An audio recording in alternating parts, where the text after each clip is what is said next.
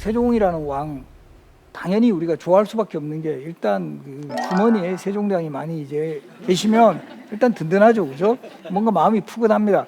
그만큼 지금 또 이제 많은 분들에게 이제 도움을 주고 계시는 그런 분인데 사실은 세종이라는 왕은 왕이 될 수 없는 위치에 있었어요. 세 번째 아들, 태종의 세 번째 아들이거든요. 원래 적장자로 왕위를 계승하려는 그런 원칙을 확고하겠다라는 의지에서 태종이 양녕대군이 11살 되던 해 세자책봉을 단행을 해요.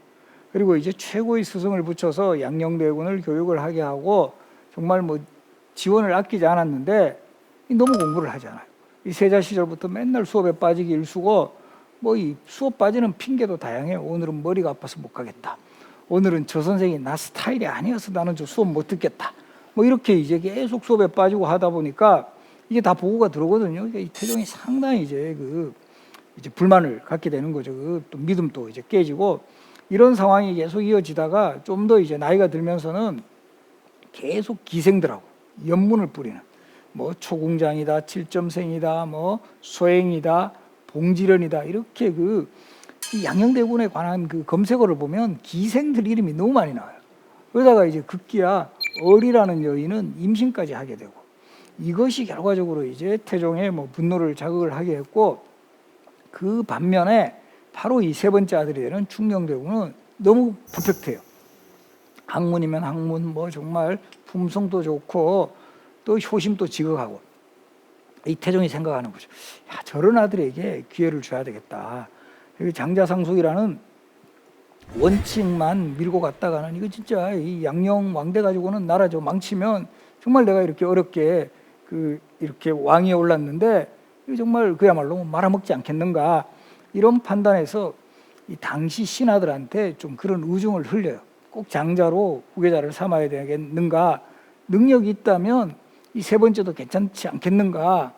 그런데 마침 그때 중국에도 서주 시대에 고공담부라는 인물의 아들 중에 태백우중 계력 3명의 아들 중에 세 번째가 후계자가 된 그런 사례가 있었어요.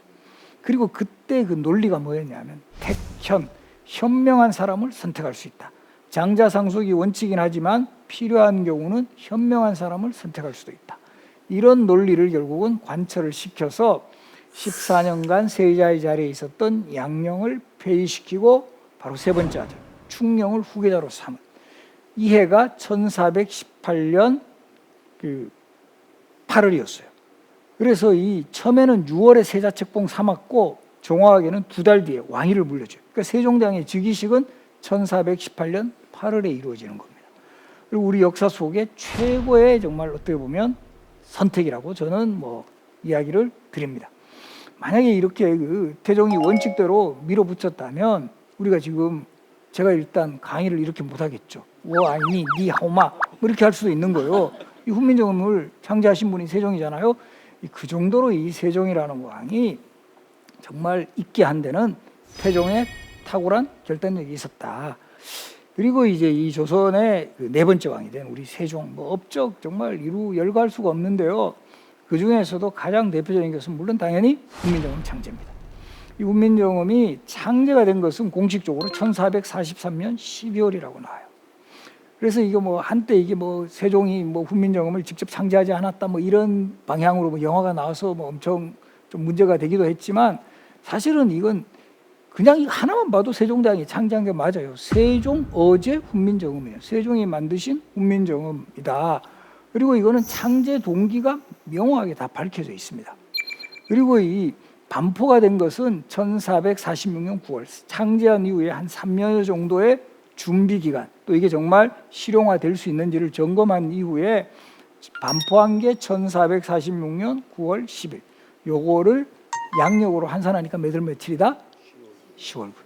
그래서 한글날은 세종대왕께서 훈민정음을 반포하신 날이다 이렇게 생각하시면 돼요. 사실 우리 한동안은 한글날 공휴일 아니었어요. 그러다가 요게 4년 전부터인가 다시 공휴일로 재지정된 거예요.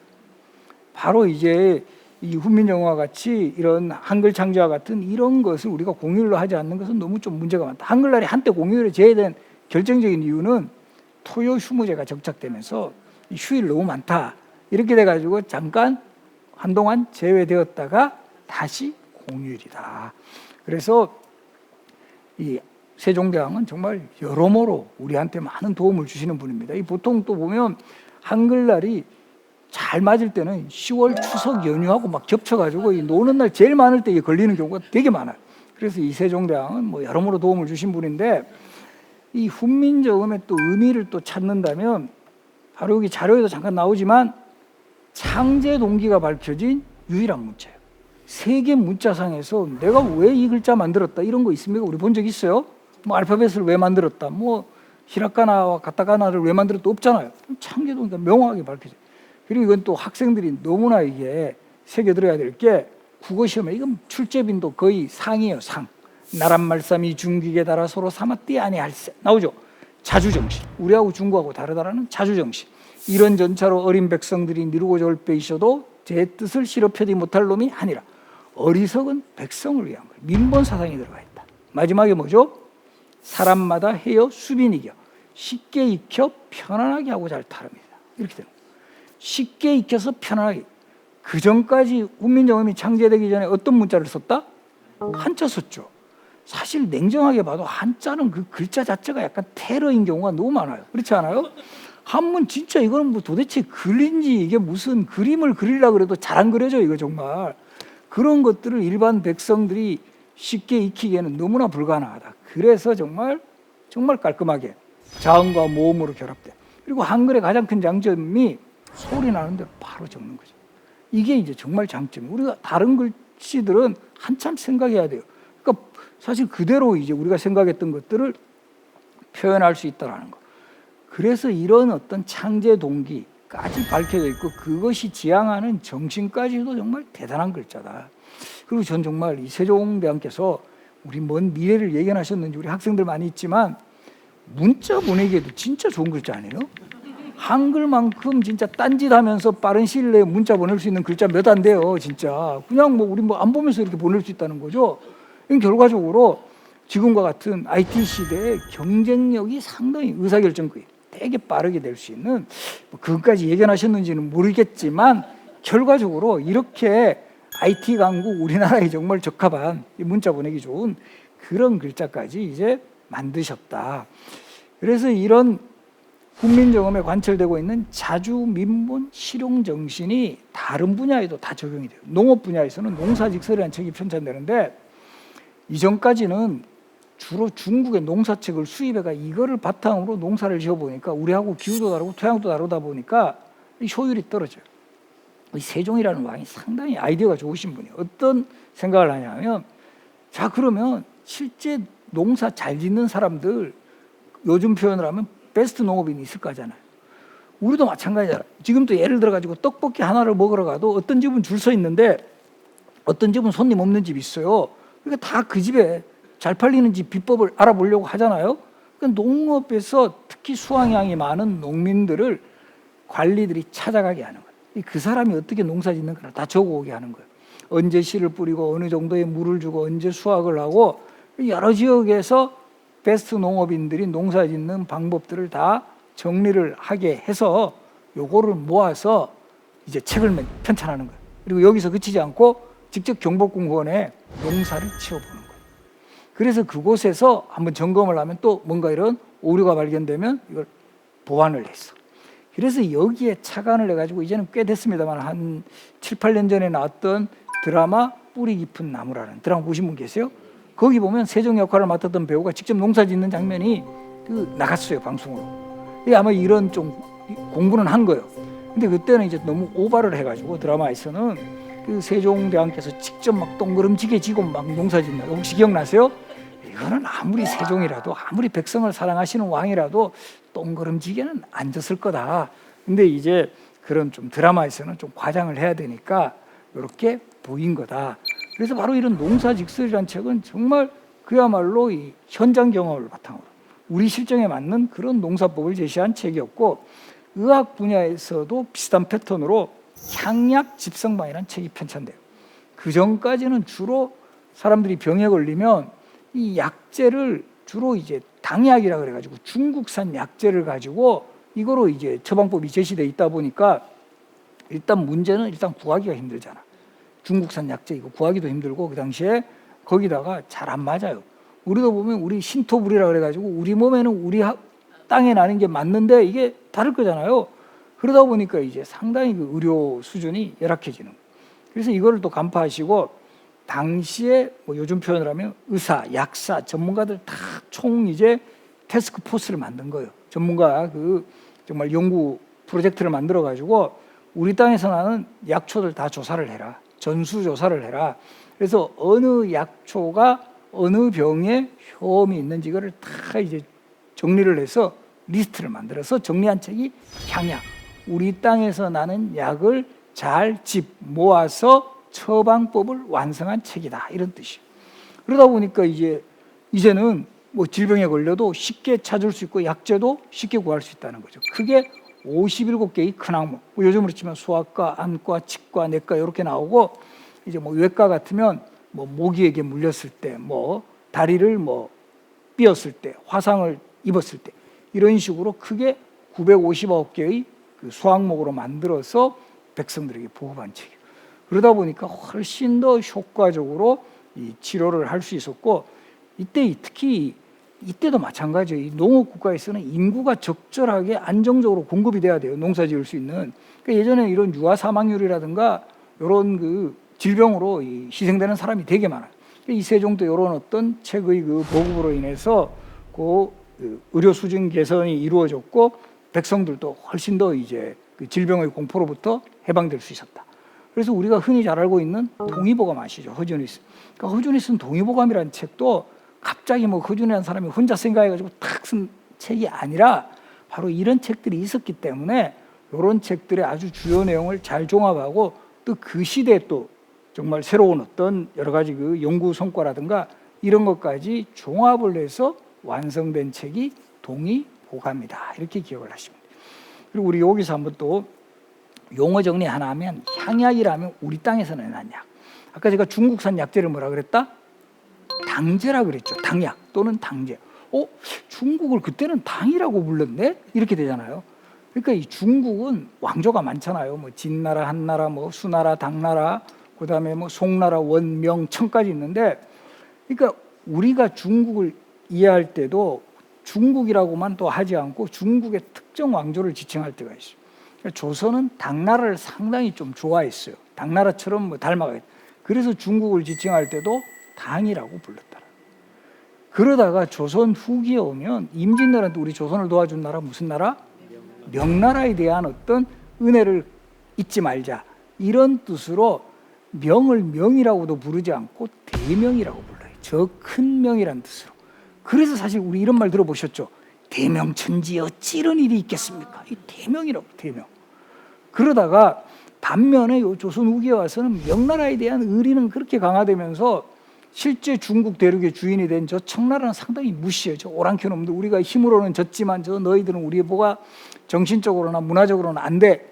그러면서 오랑캐 호자를 쓰는 거예요. 그래서 정묘호란, 병자, 호란이 되는 거예요. 놀랍게도 지금도 우리 오랑캐 호자 많이 쓰고 있습니다. 호떡, 오랑캐 떡이라는 뜻이에요. 호떡. 호도, 오랑캐 복숭아 이런 뜻이에요. 호도 자세히 보면 복숭아하고 좀 닮아있죠. 자, 지금 제가 어디에다 손 놓고 있다? 호주머니. 또 오랑캐 호자예요. 우리 주머니는 분리형이야, 분리형. 우리 옛날에 주머니는 다 딴 주머니 있죠. 근데 저 오랑캐들이 저 날씨도 춥고 하다 보니까 옷에다가 주머니 넣은 거 이걸 우리가 따라하기 시작하면 뭔가 찝찝해. 저 오랑캐 주머니야, 호주머니가 되는 거예요. 조선시대에 제일 심한 용어다? 호르자식. 오랑캐 놈의 새끼. 이렇게 되는 거예요. 제일 심한. 야, 그러면 이제 좀 응용력 뛰어나신 분은 야, 우리 지금 겨울에 많이 먹는 저 빵, 호빵도 오랑캐 빵 아닌가? 저것도 뭔가 막 김이 스멀스멀 나는 게 호빵은 아니죠. 아닌가 하시는 분 계시죠? 많죠. 호빵은 1970년대 개발하면서 사장님이 뜨거울 때 호호호 불어 먹으라고 호빵, 호호호 호빵이다. 그래서 이런 것도 혹시라도 나중에 국어시험에 다음 중 호의 용례가 다른 하나를 고르시오 하면 호로자식, 호주머니, 호도, 호빵 몇 번이죠? 4번 이렇게 찍어야 된다. 그래서 이 세종시대 또 이런 자주민본 실용정신을 대표하는 이런 손꼽을도 많이 나타나요. 과학기구들, 해시계, 물시계, 자경로라고 그러죠. 혼천이, 이 천문관측기구, 이 간이 되는 이 곳에 이제 설치된 이곳에 올라가서 이 천문을 관측한다. 자, 여기도 보시면 이 해시계도 보신 분들 많으실 건데 우리가 보면 좀 역사 공부 잘하려면 그 한자의 뜻을 알아둘 필요는 있어요. 앙은 우러를 앙자예요. 부는 솥부자예요. 잘 보세요. 해시계 솥처럼 생겼죠. 그러니까 솥부자, 하늘 위를 향하고 있는 솥. 일구는 해 그림자라는 뜻이에요. 저 보면 침이 있죠. 침, 해시계. 그러니까 저 침이로 해서 해 그림자를 본다 해서 앙부일구라는 말 자체가 솥처럼 생긴 저 해시계. 앙부는 모양을 뜻한다. 그래서 요거를 우리가 응용하면 현주일구라고 있거든요. 요거는 현은 매달 현자예요. 매달현. 자, 그럼 우리 어떤 시계? 매달아 놓은 해시계, 벽시계 같은 거다. 이렇게 되는 거예요. 그래서 이 세종시대에 다양한 해시계는 많이 이제 만들어지는데 해시계의 결정적인 약점은 뭐다? 뭐가 약점이죠? 해시계? 밤이나 지금 같은 실내, 이거 반쪽짜리 시계잖아요. 그래서 해가 없이도 작동하는 전천후 시계를 만들라. 이 미션을 누가 수행한다? 장영실이라는 인물이죠. 그리고 되게 감동적인 게 장영실은 신분이 천민이에요. 천민. 그래서 이제 장영실은 어머니가 부산에 있는 동래현, 바로 동래현의 관기다 이렇게 기록이 되어 있어요. 관청에 일하는 기생. 그래서 어머니 신분이 기생이면 아들도 이 천민이 되는 거예요. 그런데도 불구하고 세종이 그 능력만을 믿고 장영실에게 힘을 실어 주었고, 그리고 이제 연구소도 차려줬어요. 그래서 이 장영실이 세종의 그런 어떤 그 후원에 정말 보답한 게 바로 이 물시계입니다. 해가 없이도 물의 힘으로 작동한다 해서 물시계고, 물이 이렇게 흘러내려서 요것이 시간대별로 목각인형이 나온다. 물이 스스로 치는 시계, 자격루 이렇게 된다라는 거예요. 그래서 이 자격루는 그 시대로 치면 획기적인 발명품이었고요. 자격루가 발명되면서 조선시대 표준 시계로 활용이 됩니다. 그리고 이 혼천이는 이제 천문관측 기구고, 여기 나오는 이런 아까 말씀드렸죠. 벽시계 같은 현주일구, 천평일구는 평평한 해시계, 정남일구는 남쪽을 향한 해시계. 그래서 이런 세종시대의 과학적 성과물들은 우리도 이런 거 저는 되게 제가 좀 생활 속에서 우리가 좀 역사를 접근할 수 있는 거 강조하는데, 제가 지금 왜 이렇게 주머니를 뒤지고 있느냐 하면 10,000원짜리 지폐 보면 바로 요 뒷부분이 똑같은 거 있죠. 혼천이가 그려져 있어요. 이거 지금 그렇게 우리 돈을 많이 쓰면서도 이거 별로 이렇게 뭐가 있는지 잘 모르시는 분 계시는데, 여기는 별자리 같은 거 있죠. 천상열차 분야지도라 그래가지고 이 세종시대에 원래 고려시대부터 이어지던 천문도를 세종시대에 요즘으로 치면 좀 더 업그레이드. 천상열차 분야지도. 요거는 현재 보현산에 설치한 전체망원경이에요. 전통시대의 과학기술을 지금도 계승한다 이런 뜻이고, 요 10,000원짜리 지폐 앞면에도 비밀이 숨어져 있어요. 여기 놀랍게도 용비어천가가 있다는 거 아시는 분, 원래 아셨던 분, 용비어천가가 있어요. 세종의 얼굴 오른쪽에 보시면 불이 깊은 난간 바람에 아니 밀색 곧 좋고 여름 하나니, 요거 쓰여져 있습니다. 그래서 이런 어떤 우리 지폐에도 역사와 문화를 담으려는 이런 노력들이 있다라는 거, 요거 꼭 기억을 하세요. 그래서 이 세종이라는 왕은 정말 뭐 과학 분야에서도 아주 탁월한 능력을 펼쳤고, 그런 어떤 세종의 과학적 능력이 집재상되는 그 책이 바로 이 칠정산 내외편. 요것도 잘 읽어야 돼요. 칠정, 우리가 보통은 두 글자씩 읽으라 그러면 칠정산 내외편 이렇게 읽으면 안 돼요. 칠정산 내외편이 무슨 말이냐면, 칠정은 해, 달, 화, 수, 목, 금, 토요. 해와 달과 화성, 수성, 목성, 금성, 토성. 요 전체 운행의 원리를 잘 계산한 책이다. 그리고 처음에 네 편이 만들어졌다가 외편이 합해지면서 칠정산 내외편 이렇게 돼요. 칠정산 내외편의 의미는 그 전까지는 달력이 주로 수입산이에요. 중국산 아니면 아라비아산이었는데, 세종시대 바로 각종 천문관측 기구의 발명으로 인해서 우리의 시간을 정확하게 관측할 수 있었다라는 거죠.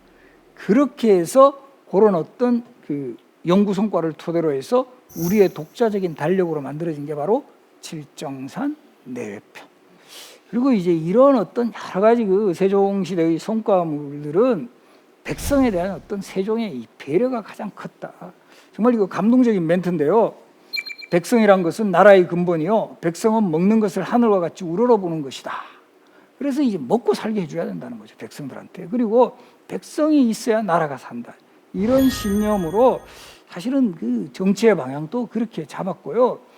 그래서 보면 지금 입장에서 보면 야, 이런 일도 있었어라는 생각이 들 정도로 정말 지금으로부터 정확하게 590년 전이에요.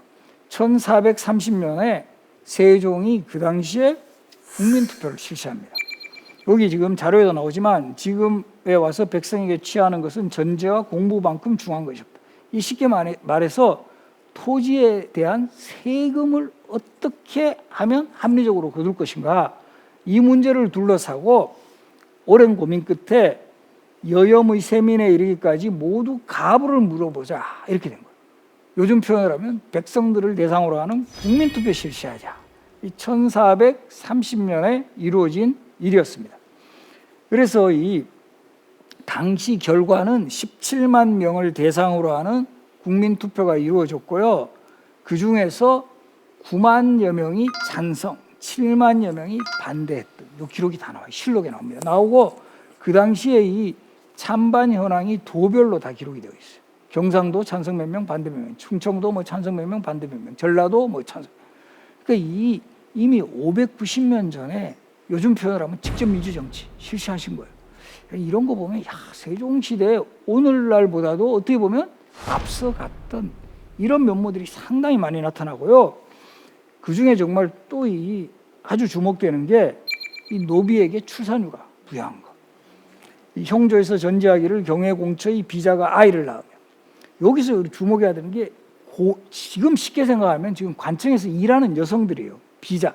근데 왜 그럼 비자라고 하느냐 하면은 조선시대 사실은 여성들로서 조선시대에서 일하는 여성들은 대부분 천민 신분이 많아요.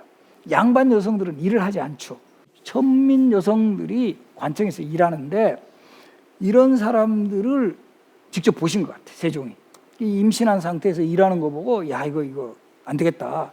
이들에게 휴가를 부여해라. 그렇게 해서 100일간의 휴가를 부여했더라. 정말 인권 부분에서도 앞서갔던 왕이에요. 그렇게 해서 이게 결과적으로 보면 세종시대에는 100일의 휴가를 출산한 여성에게 주고, 재밌는 것은 남편에게도 육아휴직 30일을 줬어요. 지금보다 낫죠? 낫잖아, 그죠? 근데 요게 이제 나중에 조선의 헌법인 경국대전에 법으로 규정이 될 때는 그 시대 사람도 조금 많다고 생각했는지 출산 전 30일, 출산 후 50일에서 총 80일의 휴가를 부여를 하고 남편에게는 육아휴직 15일. 이것도 지금 정말 대단한 거 아니에요? 지금도 이거 잘 안 지켜져요, 이런 거. 근데 이 시대에 이미 그 인권보호에 정말 좀 어떻게 보면 신분이 천한 그런 여성이라도 최소한의 인권은 보장을 해야 되겠다 해서 출산휴가 부여했고, 요즘으로 치면 이 복지 개념하고도 아주 관련이 있는 바로 이런 내용을 세종이 앞서서 시행을 했다. 그래서 이 세종이라는 왕이 보여준 여러 가지 어떤 그 업적들은 또 중요한 게 자주, 민본, 실용이라는 시대의 정신을 확실하게 이제 설정을 하고 이것들을 단계적으로 실천을 해나갔고, 이 결과적으로 보면 백성들의 삶을 편안하게 하고 나라를 부강하게 하는 그런 모습이었습니다.